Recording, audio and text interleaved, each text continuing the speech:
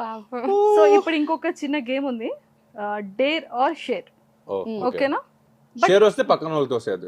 Share అంటే అదే కదా, షేరింగ్. లేదు, అక్కడ ఉంటుంది ఆల్రెడీ.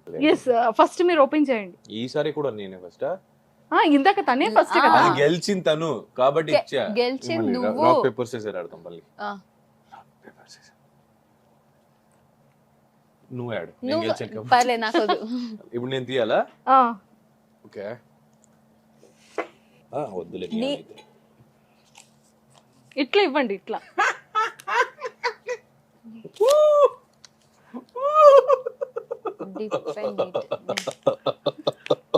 అతనికి నచ్చింది వచ్చింది. అయ్యో అసలు కంటెంట్ లేదే, ప్రోమో కొట్టలేదే. ఉంది, వస్తుంది. సో ఇక్కడ ఏమొచ్చింది అంటే యాపిల్ పీసెస్ ని సాల్ట్ లో డిప్ చేసుకొని తినాలి. సాల్ట్ ని యాపిల్ తో డిప్ చేసుకొని తిందామా?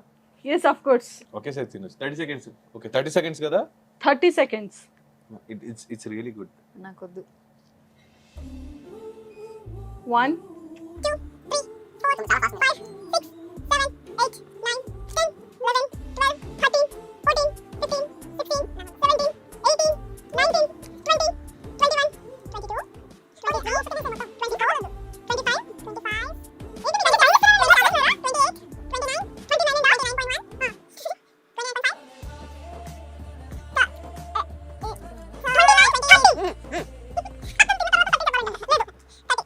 25 ఓడిపోయాం. ఇంకొక ప్లేట్ తీసుకోండి. ఇంకొక ప్లేట్ ఆపిల్ పీసెస్ ప్లీజ్. కానీ ఏదైనా డేర్ లో అతను ఓడిపోయారు. yes. సో ఇప్పుడు నువ్వు చేయాలా? ఇప్పుడు మీరు ఇది డేర్.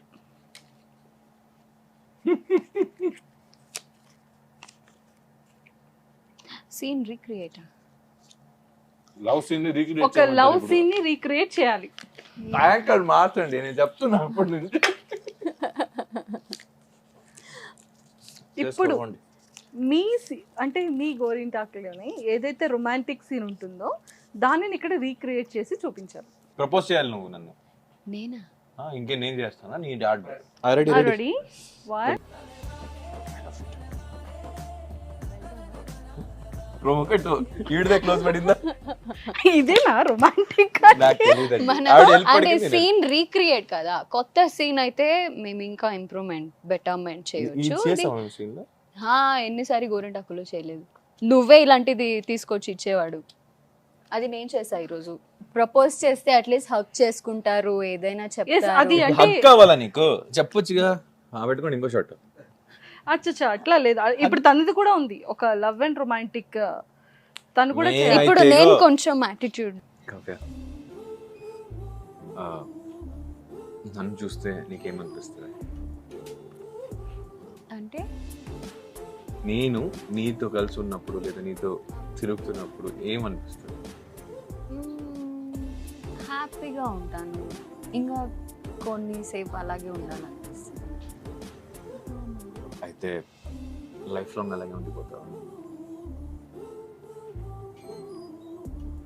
ఏం మాట్లాడుతున్నావు నీకు? I love you. Do you love మీ?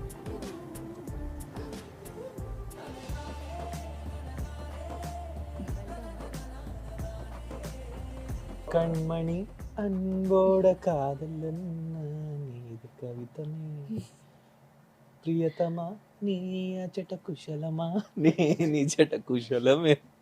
కాదు, ఇంప్రెస్ అయ్యారా మరి? అవును, అంత ముద్దుగా ప్రపోజ్ చేశారు. ఇంప్రెస్డ్. ముద్దుగా ప్రపోజ్ చేశారా? అంటే ఆ ఎమోషన్స్ కళ్ళుల్లో చూపిస్తే ఆటోమేటిక్ ఎవరైనా పడిపోవాల్సిందని అంటారు. సో అందుకే నేను నిఖిల్ గారికి ఫీమేల్ ఫ్యాన్స్ అంత ఎక్కువ మంది ఉన్నారు కదా. మేల్స్ కూడా ఉన్నారు. మేల్ ఫ్యాన్స్ అవునా? ఫ్యామిలీ అన్నప్పుడు మేల్ ఫీమేల్ రెండు. అయ్యో ఉంటారు. Yes of course. మరి సీరియల్ అలా మరి క్రియేట్ అయింది కదా. అందరికీ ఒక డౌట్ ఏంటంటే, ఆడియన్స్ అందరికీ కూడా కావ్య నిఖిల్ రియల్ గా పేరా లేకపోతే అది ఆడియన్స్ కన్నా సీరియల్ పేరా అనేది డౌట్. సో ఇప్పుడైనా మాకు రియల్ ఆన్సర్ చెప్తారా? రియల్ పేరా సీరియల్ పేరా? రియల్ గా సీరియల్ లో రియల్ పేరు, రియల్ గా రియల్ లైఫ్ లో రియల్ పేరు. కావాల్సిన కంటెంట్ మరి ఇప్పుడు ఒక మళ్ళీ ఇంకా ఇది మర్చిపోలేదా మీరు? ఇంకా 2 ఉన్నాయి కదా. ఓ పిలిచి మరీ ఇలా ఏడ్పించుకోడు. ఎస్, నిఖిల్ గారి ఎంటైర్ లైఫ్లో ఎప్పుడైనా సరే ఒక ఎమోషనల్ మూమెంట్. తిను చెప్పేసి నేను చెప్తా. నేను చెప్తే ఏముంటుంది, నువ్వు ఎమోషనల్ మూమెంట్స్ నా పర్సనల్ లైఫ్లో, ఈవెన్ ఇన్ మై డ్రీమ్స్ అంటారు కదా, ఒకరు నాశనం అయిపోవాలి లేదా ఒకరికి బ్యాడ్ జరగాలి అలాంటిది థింక్ కూడా చేయను. సో నేను ఎవరితో ఉంటా, నా చుట్టూ ఎవరు ఉండాలో, నేను బాగుండాలి, వాళ్ళు బాగుండాలి. That is my intention all the time. నేను ఎప్పుడైనా దేవుడిని వేడుకుంటాను కదా, అప్పుడు కూడా అందరూ బాగుండాలి, అందరికీ బాగా జరగాలి.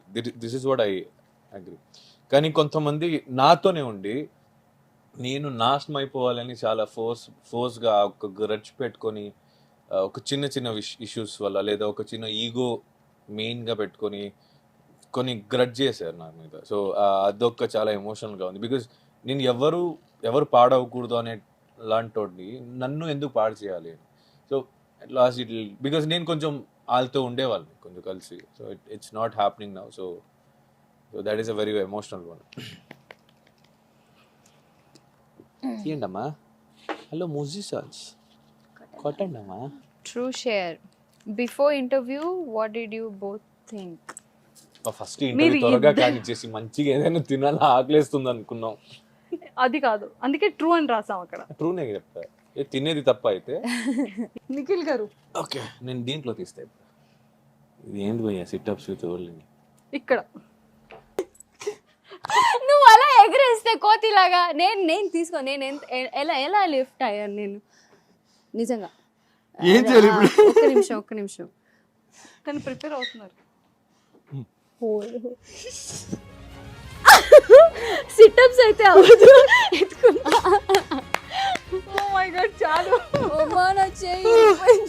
చాలా వెయిట్ ఉన్నాడు నిజంగా. వెయిట్ తక్కువ ఉండడం వల్ల హీరోస్ మాత్రమే బెనిఫిట్, అంతే.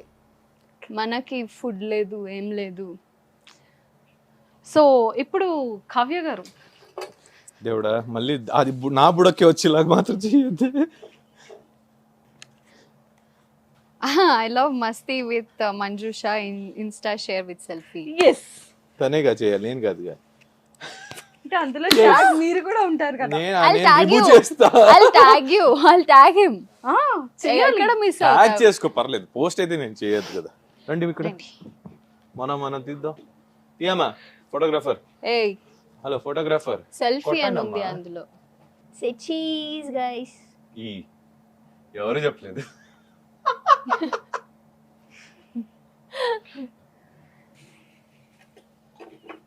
ఇంత నవ్వుతున్నానంటే నేను బుక్ అయినట్టే. ఇది మరీ దారుణం అబ్బా. నన్ను బుక్ చేసి ఆవిడని మాత్రం. టైం ఎంత అయింది? 9:11. ఓ ఇప్పటి నుంచి నేను మౌనారతో. కావ్య గారు వెరీ ఎక్సైటెడ్. ఎస్, చెప్పు. సో నిఖిల్ గారు ఫస్ట్ కిస్ ఎప్పుడు, ఎక్కడ, ఏ ఏజ్ లో? AH. Me first kiss? when I was in 10th. It was in school only. Kamal Haasan ఎందుకు 10th స్టాండర్డ్ గా కిస్ చేశాడు. 10th standard. ఎవరు ఏంటి అని అడగలేదు కదా, అది అందుకే problem. No that's not a problem. Super. So real life లో ఎలాంటి క్వాలిటీస్ ఉన్న అమ్మాయిని పెళ్లి చేసుకోవాలన్నా, ఆ అమ్మాయికి she has to have her own independent life. So which I never judge or నేను ఎప్పుడు దాన్ని మిస్గైడ్ అయితే చెయ్యను. అండ్ తనకి ఏం పెళ్లి చేసుకున్న తర్వాత if she wants to work she can, if she doesn't want to. నువ్వు పెళ్లి తర్వాతే చెప్తున్నావు, చేసుకోవడానికి ఏం క్వాలిటీస్ కావాలని అడుగుతున్నారు. అమ్మాయిగా ఉంటే చాలు. అంటే అమ్మాయిగా అంటే జెండర్ కైండ్ ఆఫ్ అమ్మాయిగా ఉంటే చాలని కాదు, అమ్మాయి నిజంగా ఒక అమ్మాయి నువ్వే చెప్పి నువ్వే మళ్ళీ అది ఇంకా దరిద్రంగా చెప్తున్నావు. అంటే తనకి ఆ సిచ్యువేషన్ ని జడ్జ్ చేసే ముందు, లైక్ ఇఫ్ ఇప్పుడు బ్యాడ్ సిచ్యువేషన్ జరిగితే దానికి 2 sides ఉంటాయి. ఏ సిచ్యువేషన్ అయినా హ్యాస్ 2 phases. ఆ రెండు చూసి తర్వాత జడ్జ్ చేయడం నాకు అది ఉంటే చాలు. అంటే కొన్ని సిచ్యువేషన్స్ ఎలా ఉంటాయంటే మనం చూసేది ఒకటి ఉంటుంది కానీ జరిగేది ఇంకోటి ఉంటుంది.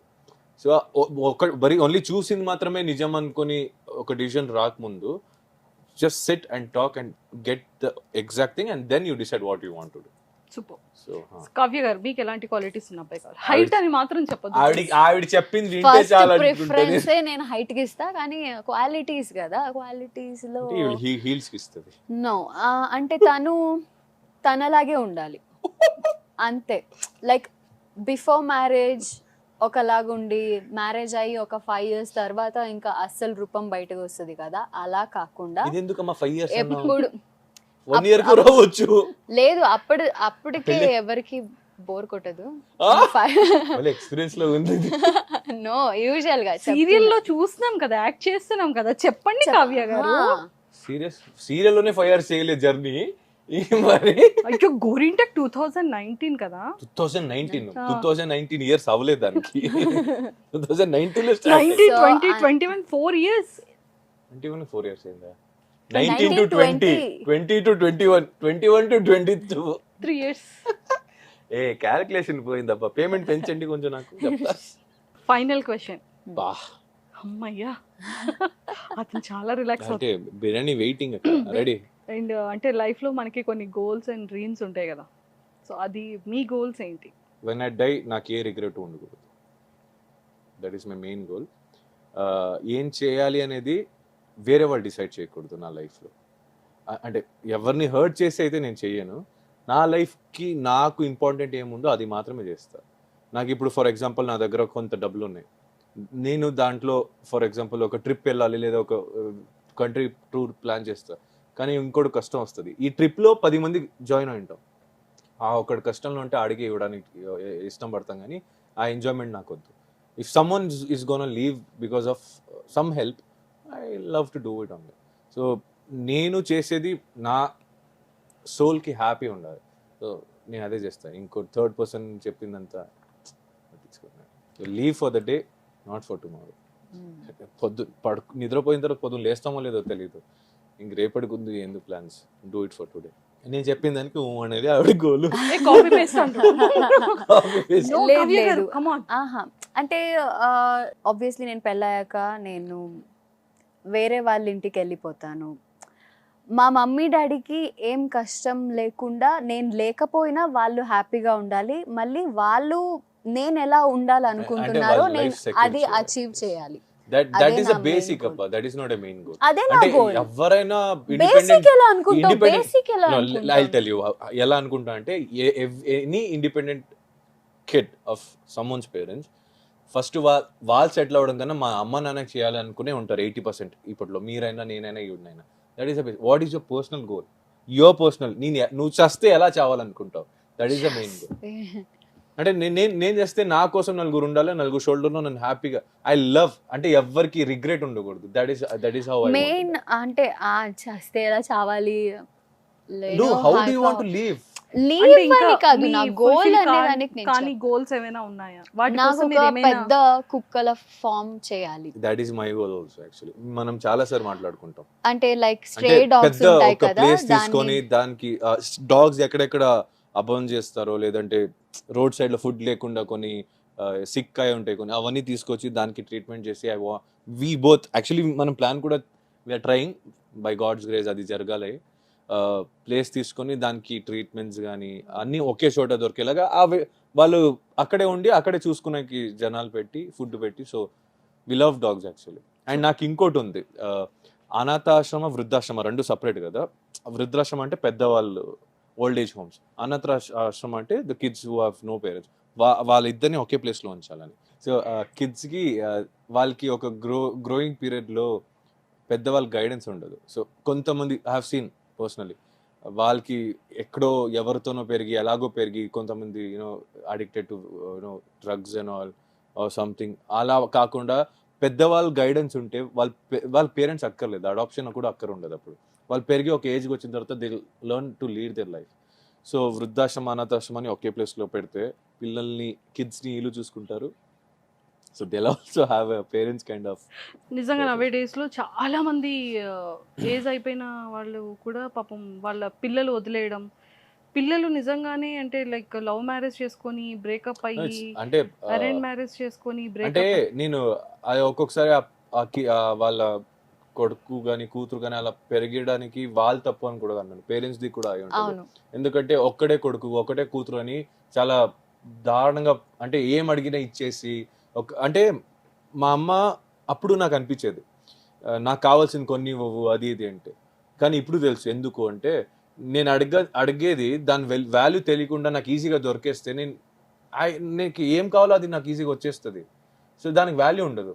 సో మా అమ్మ ఏం చేసేవాళ్ళంటే, ఫర్ ఎగ్జాంపుల్ నాకు ఒక కార్ కావాలి, టాయ్ కార్ నాకు కావాలని ఏడ్చినప్పుడు she use to make me wait, అంటే వెయిట్ చేపించి అది వచ్చినా దానికి వాల్యూ ఉండేది. అప్పుడు I was waiting for so long to get that car. ఆ వాల్యూ ఉంటే, ఆ రెస్పెక్ట్ ఉంటే. కానీ ఇప్పుడు అలా లేదు పిల్లలకి. ఆల్రెడీ నేను చాలా మందిని చూస్తా స్కూల్లో 8th 6th 7th iPhone, already they have phone, they are doing parties.